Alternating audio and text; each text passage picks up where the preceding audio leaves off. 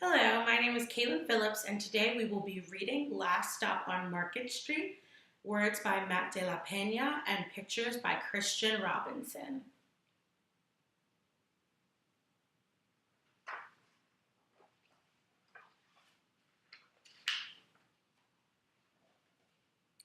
CJ pushed through the church doors, skipped down the steps.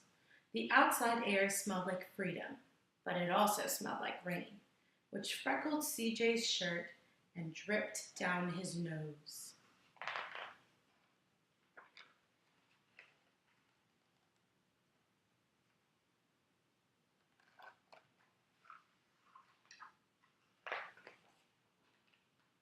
He ducked under his Nana's umbrella, saying, "How come we gotta wait for the bus in all this wet?" "Trees get thirsty too," his Nana told him. "Don't you see that big one drinking through a straw?" CJ looked for a long time, but never saw a straw.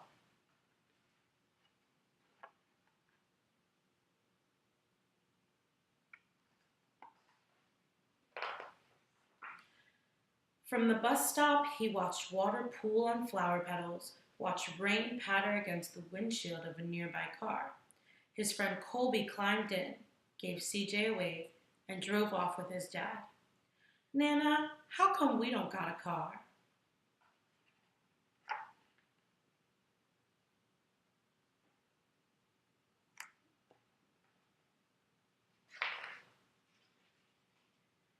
"Boy, what do we need a car for? We got a bus that breathes fire, and old Mr. Dennis, who always has a trick for you."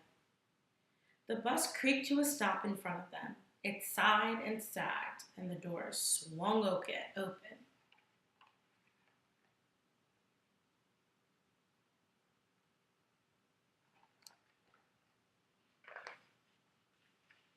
"What's that I see?" Mr. Dennis asked.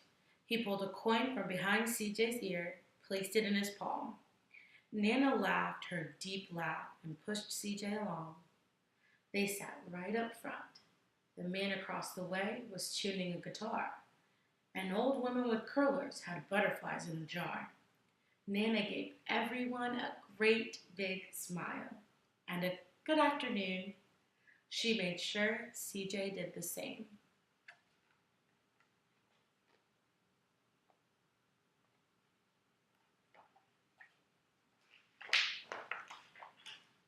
The bus lurched forward and stopped, lurched forward and stopped. Nana hummed as she knit. "How come we always gotta go here after church?" CJ said. "Miguel and Colby never have to go nowhere." "I feel sorry for those boys," she told him. "They'll never get a chance to meet Bobo or the sunglass man, and I hear Trixie got herself a brand new hat." CJ stared out the window, feeling sorry for himself. He watched cars zip by on either side, watched a group of boys hop curbs on bikes.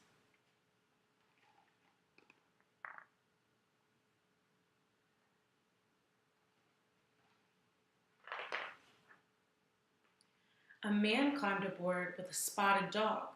CJ gave up his seat. "How come that man can't see?" "Boy, what do you know about seeing?" Nana told him. "Some people watch the world with their ears." "It's a fact. Their noses, too," the man said, sniffing at the air. "There's a mighty fine perfume you're wearing today, ma'am." Nana squeezed the man's hand and laughed her deep laugh.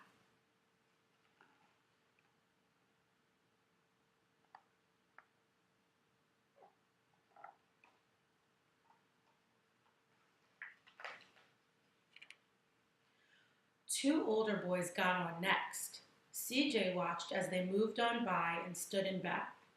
"Sure wish I had one of those," he said. Nana sat down her knitting. "What for? You got the real life thing sitting right across from you. Why don't you ask the man if he'll play us a song?" CJ didn't have to. The guitar player was already plucking strings and beginning to sing. "To feel the magic of music," the blind man whispered, "I like to close my eyes." Nana closed hers too. So did CJ and the spotted dog.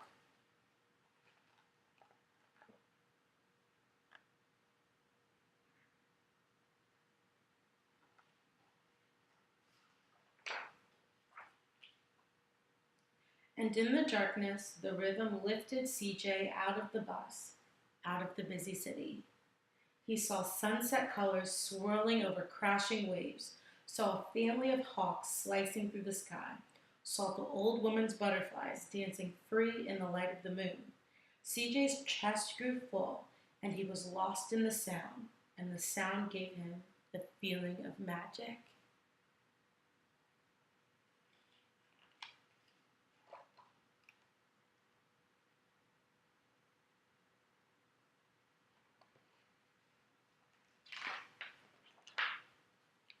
The song ended, and CJ opened his eyes. Everyone on the bus clapped, even the boys in back. Nana glanced at the coin in CJ's palm. CJ dropped it in the man's hat. Last stop on Market Street, Mr. Dennis called.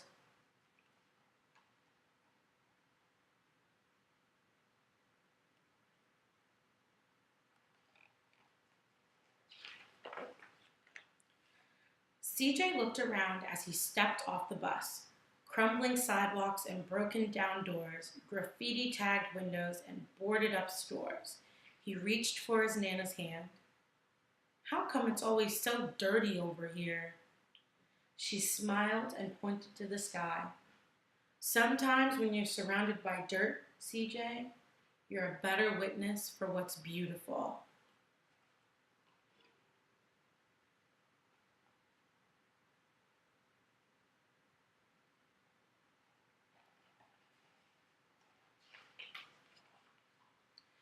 CJ saw the perfect rainbow arching over their soup kitchen.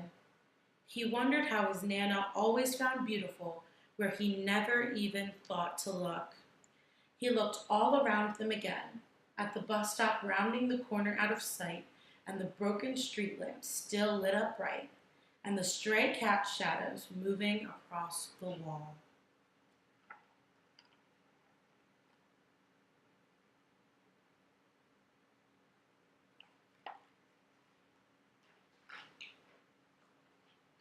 When he spotted their familiar faces in the window, he said, I'm glad we came.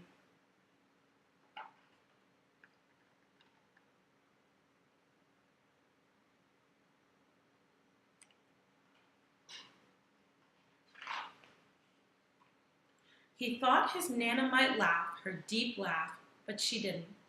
She patted him on the head and told him, Me too, CJ. Now come on.